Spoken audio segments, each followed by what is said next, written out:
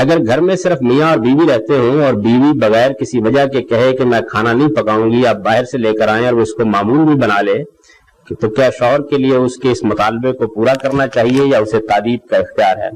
دیکھیے بات یہ ہے کہ یہ جو باہمی میاں بیوی کے معاملات ہیں، ان میں بیوی نے کھانا پکانا ہے یا گھر چلانا ہے، یہ معروف کی چیزیں ہیں، یعنی اس میں شریعت نہیں مداخلت کرتی. ہر سوسائٹی کا اپنا ایک معروف ہوتا ہے اور اس کے تحت لوگ یہ معاملات انجام دیتے ہیں. مثلا ہماری سوسائٹی یا ہمارے معاشرے میں عام طور پر یہ ہوتا ہے کہ مرد باہر کی ذمہ داریوں کو سنبھالتے ہیں، خواتین گھر در کی ذمہ داریاں سنبھال لیتی ہیں. یہ ایک تقسیم کافی چلی آ رہی ہے جو اب موجودہ زمانے میں بہت حد تک مجروح بھی ہو رہی ہے. اس کی وجہ یہ ہے کہ خواتین ملازمت کرنے لگ گئی ہیں، معاشی سرگرمیوں میں جانے لگ گئی ہیں، تو اسی طریقے سے وہ 7-8 گھنٹے کام کر کے آتی ہیں، ایسے ہی مرد کام کر کے آتے ہیں.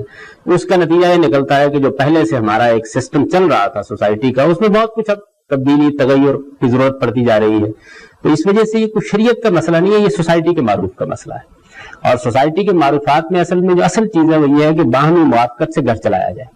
اس میں اگر کوئی تقسیم کار کی گئی ہے تو اپنی اپنی ذمہ داری انجام دی جائے.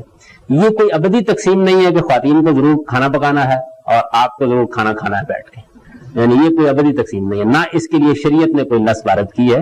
یہ اصل میں باہمی اتفاق کا مسئلہ ہے اور اس کو اسی طریقے سے حل کرنا چاہیے. اس کو آپ ڈنڈے سے حل کرنا چاہیں گے تو یہ حل ہوگا نہیں، یعنی یہ وہ معاملات ہوتے نہیں کہ جس سے اس طریقے سے گھر چل سکے. اب اس کے بعد ایک اگلا مرحلہ یہ آ جاتا ہے کہ گھر کے اندر جو نظم نسق قائم کیا ہے، ظاہر ہے کہ اس میں اللہ تعالیٰ نے مرد کو گھر کا ذمہ دار بنایا ہے، یہ سرپرست اور نگران بنایا ہے. اس میں خواتین کو اللہ تعالیٰ نے یہ ہدایت کی ہے کہ فالصالحات قانتات، ان کو یہ چاہیے کہ وہ موافقت پیدا کریں اور اس طریقے سے سرکشی کا رویہ اختیار نہ کریں.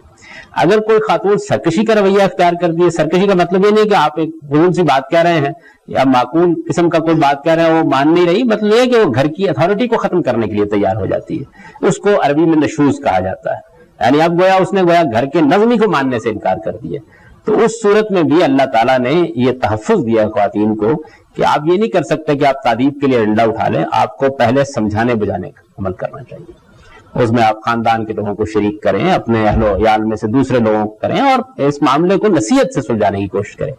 پھر اس کے بعد یہ فرمایا کہ نصیحت بھی کارگر نہیں ہو رہی اور سرکشی اپنی جگہ قائم ہے اور گھر کا نظم و نسق خراب کیا جا رہا ہے، تو اگلے مرحلے میں ان کو تنہا چھوڑ دیں. یہ چیز بھی اگر ان کی اصلاح کا باعث نہیں بنتی تو اس کے بعد پھر آپ ان کے خلاف کوئی تادیبی کارروائی کر سکتے ہیں. یعنی اتنے ہفت خان اللہ تعالیٰ نے اس میں حائل کیے ہیں تب جا کر. اور پھر یہ ہے بھی سرکشی کے معاملے میں، یہ جو معاملے ہیں ان کو آپ کو سمجھانا چاہیے، محبت سے سمجھا بجھا کے، اتفاق رائے سے، تقسیم کار کے اصول کے اوپر اپنا حق سمجھ کر نہیں بلکہ درخواست کر کے تو یہ معاملات چلانے چاہیے. اسی طرح چلیں گے تو ان سے معاشرت کا حسن پیدا ہوگا.